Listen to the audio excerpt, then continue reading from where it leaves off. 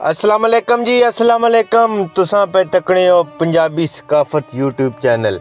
जिस तरह कि तुसें की पता कि मैं हमेशा नी तरह कोई ना कोई सकाफती कोई ना कोई इस तरह ना इवेंट जड़ा वा तुहाडे सामने लैके आवना। अज जनाब तुहानू सऊदिया नी मजलिस ना विजिट करासां, जिस विच जनाब वो अपने छुट्टी वाले दिनों विच या वैसे करे वो जनाब बाहर अपनी फैमिली नाल अपने दोस्तों नाल जनाब जाने उत्थे जनाब एक पहाड़ा में या सराह में जनाब खूबसूरत जे खैमे ला के उत्थे जनाब गप्पा मारन।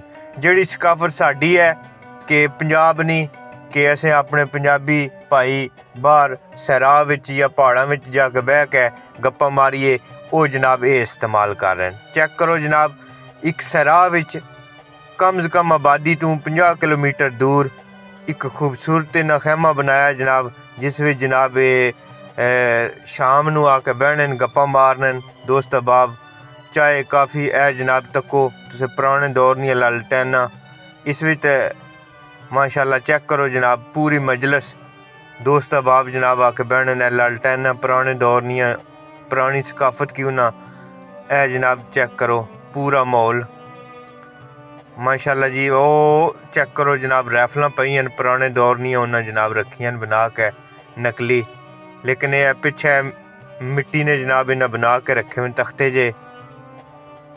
ए चेक करो जनाब, रैफल लालटेना जनाब टंगियां, ए मजलिस जनाब सोफा सैट वगैरह बना के इन्हें रखे हुए।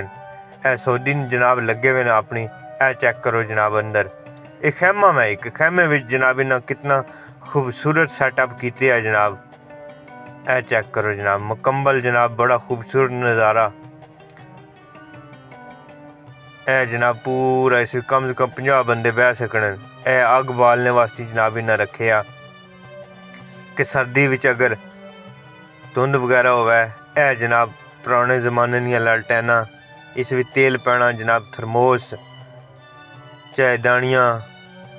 ए चेक करो जनाब, बत्ती मुकम्मल बत्ती जनाब, दिया तेल मिट्टी ना पैना मैं इस विच जनाब। ते ए चेक करो जनाब, हाँ हाँ क्या वक्त है जनाब, बड़ा खूबसूरत पुरानियां हुण ते साडे ते पंजाब विच है ही कोई नहीं रहा। कोई चंद जगह ते होसी इस तरह ना माहौल, बाकी तो किसी जगह ते भी कोई नहीं रहा। असें तो लोग तरस गए इन्हां चीज़ां की।